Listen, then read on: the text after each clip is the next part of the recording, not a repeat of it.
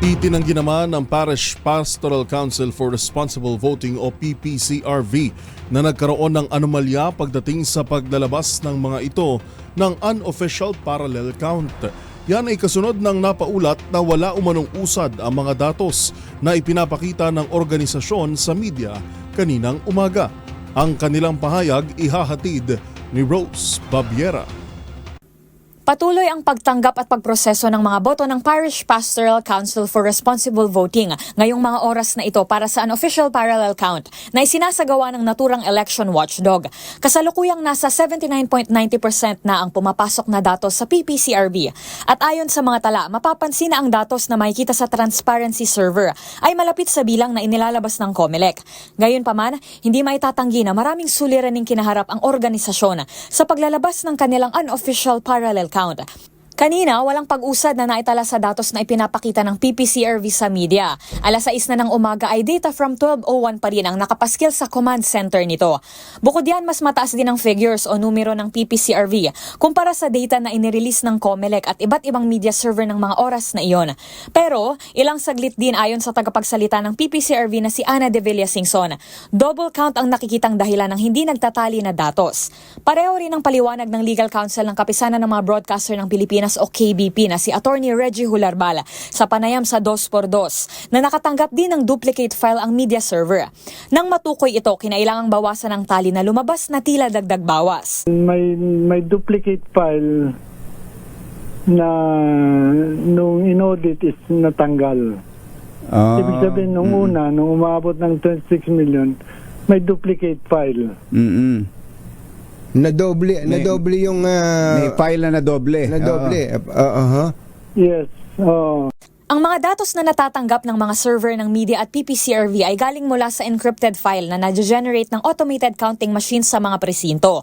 Dumadaan muna ito sa proseso ng pagdidecrypt para maging readable ito. Paliwanag ni Attorney Hularbal, maaaring sa bahagi ng prosesong ito nagmula ang discrepancy. Ngunit bukod yan sa mga unang release ng resulta ng botohan kagabi, nakaranas din ng delay ang PPCRV sa pagtanggap ng mga datos. Matatanda ang 1/3 na ng boto ang naitatransmit ng COMELEC.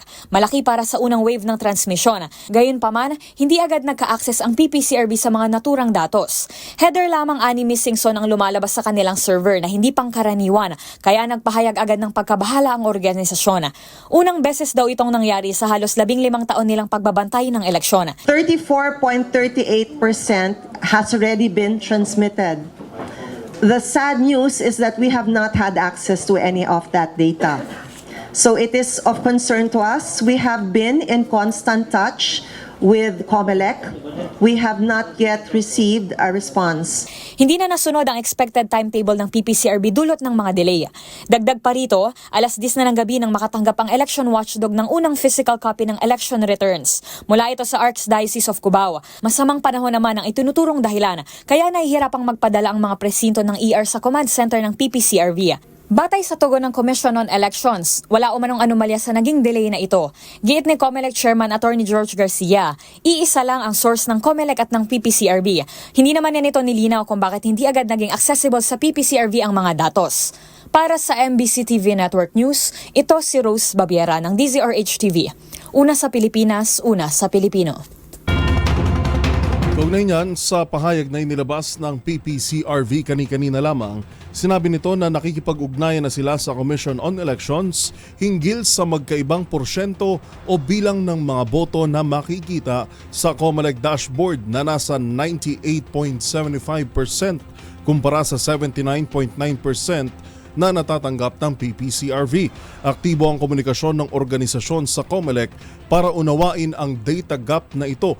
Ngunit kumpiyansa naman ang PPCRV na may papadala ng COMELEC ang mga datos sa lalong madaling panahon.